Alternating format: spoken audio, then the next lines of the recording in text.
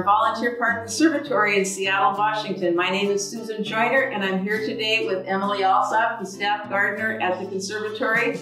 Also with me is Steve Joyner and David Rines. We're all members of the Evergreen Chrysanthemum Association here in Seattle. Since 1947, our club has been growing and showing exhibition chrysanthemums in the greater Puget Sound area and the Pacific Northwest. We collaborate with the conservatory in growing and exhibiting these beautiful flowers, and with the Friends of the Conservatory in providing public education. We're here today to share information about the kinds of chrysanthemums that we grow and also how we grow them. Hi, I'm Emily Alsop, one of the gardeners here at the conservatory, and I was responsible earlier in the year in propagating and starting our chrysanthemum display. I did over 300 cuttings, and after they were ready to pot up, we grouped them together to make our displays of all the mums. It took months to do this, and in the end, I think we are justified to say that it was a beautiful result. Hello, I'm David Rines. I'm a second-generation member of the Evergreen Chrysanthemum Association. I'll be describing the different classifications and different types. To start with, the sizes range from the very, very large exhibition varieties down to pom-poms and sprays that are much smaller. The forms vary from incurving and tight incurve to something that's reflexing, to the very large exhibition varieties that are much more loose bloom, to varieties like this that are a single, called a single, very much daisy-like, to varieties that are anemone, described as anemones, or even spiders. Some of these varieties are 50 to 100 years old, having come to us from the English societies. This is the bloom that is actually the emblem of our club, Honey Mayhew.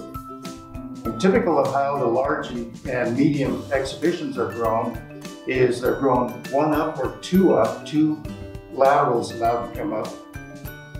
These were grown all with just one bloom per plant, and these plants were actually 7 feet tall when these blooms were cut. My name is Steve Joyner. I'm going to talk about how we grow exhibition chrysanthemums. The process starts right after our show, actually. We cut the flowers down in the pots down to about, a foot tall, let them go dormant for a while, and then beginning in December, January, February through March, we take cuttings out of the rootstock to propagate the next year's flowers. We take cuttings about 2 inches long, we put them into a heated bed, and let them start growing roots. What we're trying to do is make the plants semi-root bound, because that produces a stronger flower. Then further along in the year, March, April, May, we'll plant them up into 6-inch pots. The mums naturally want to be a bush. So once they're pinched, they really want to start branching out. So we have to take laterals off. So we maintain 1, 2, 3, or up to 5 main stems, depending again on the variety, to get a larger bloom at the end. At that point until this time of the year when we're going to cut them to bring them into our show here at the end of October and November. So that's the process. It's nearly a year-long process. We hope that you've enjoyed our presentation today about the different chrysanthemum varietals and our process for growing them.